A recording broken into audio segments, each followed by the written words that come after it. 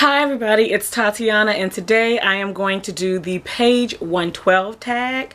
I saw this for the first time on Dee Dee's channel at Brown Girl Reading, and it is or was originally created by Sean the Book Maniac. So I will link Dee Dee's page 112 tag in the description box below and Sean's most recent page 112 tag in the description box below as well.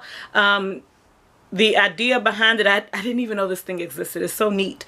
The idea behind it is there's this prize where judges are only given page 112 of a novel to read to pick nominees or the short list for an literary award. I don't remember if it was said whether or not they read the whole book after the short list is compiled or what, but they get only page 112, no title for the book, no author information, and based just on page 112, they have to select the short list. So I said, instead of just doing that, because those who have been subscribed for a while, or at least when I made my goals video this year, and hi to all of my new subscribers, welcome. I am on a mission to read the books that are on my personal library bookcases, and I have some book challenges that I'm trying to do to help me be more excited about doing that. And right now I am not doing so well. I did well at the beginning of the year, and then I've read 2 library books only in March, and thus far in April I have only read library books. So my idea for doing this is I am picking 3 books from my bookcase, and I'm going to call this like the senior edition, kind of sort of, because these books have been on my bookcase for more than 3 years, probably more than 4 years.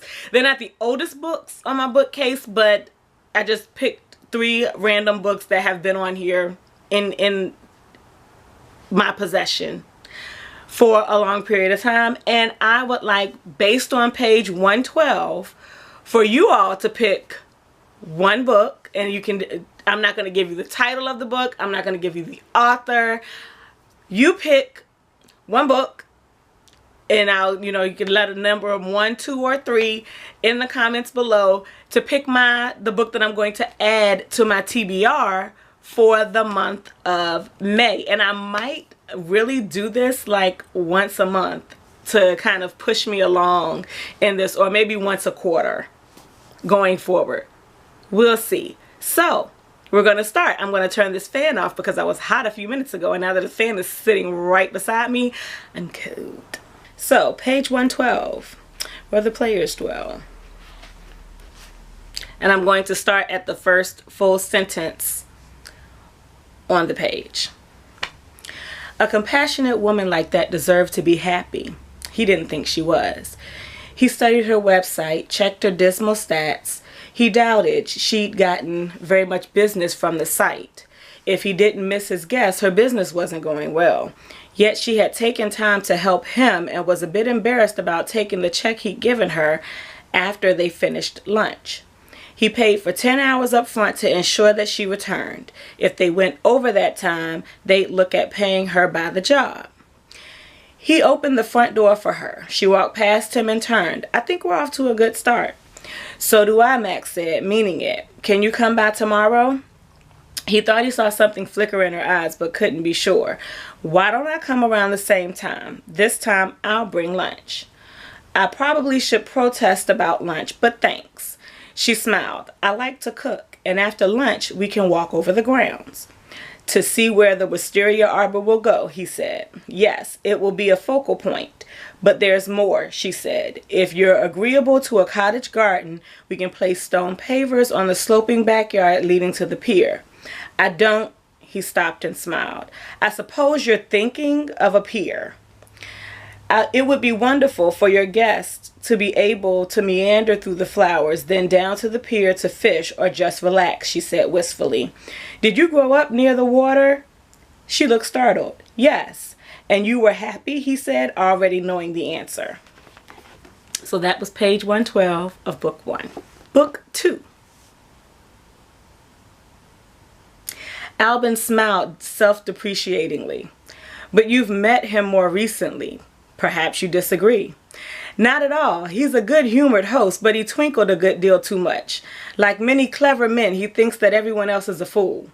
That's certainly what he thinks of our ambassador. There was a slight pause when Albin wondered if he had gone too far. Vipin looked him over carefully. You seem to know a great deal, said Vipin. Careful, yet inviting him to go on. A great deal. I wish that were true. But something. In a few days, I may have news that could clear this up one way or the other. I would be extremely grateful if you would keep me informed. I have resources also that might be of use. Of course, my lord.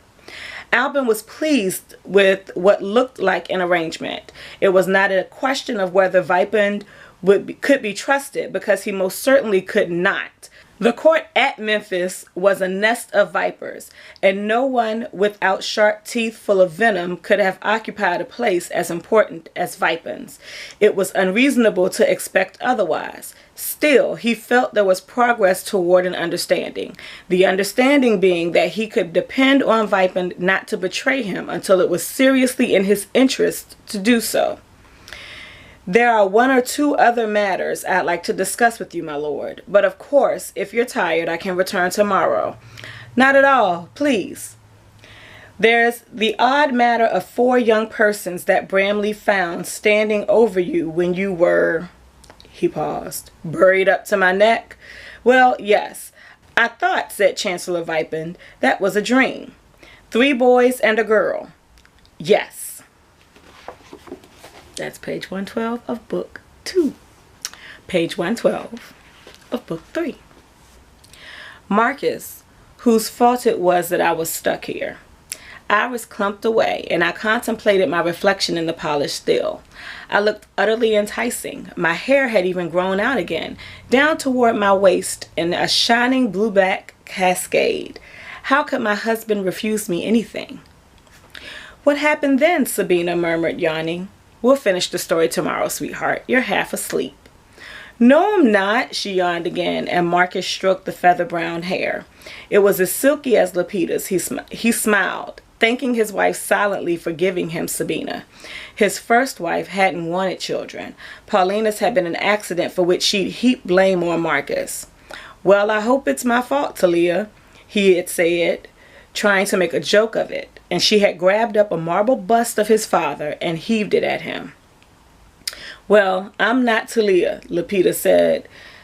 Lapita had teased in her rich voice, and in the first year of their marriage, Thibia Sabina. What the hell kind of name is that? Good night, he told his daughter softly and withdrew. Marcus, Lapita called as she heard his footfall outside. Darling, do come in. It's cold in that corridor.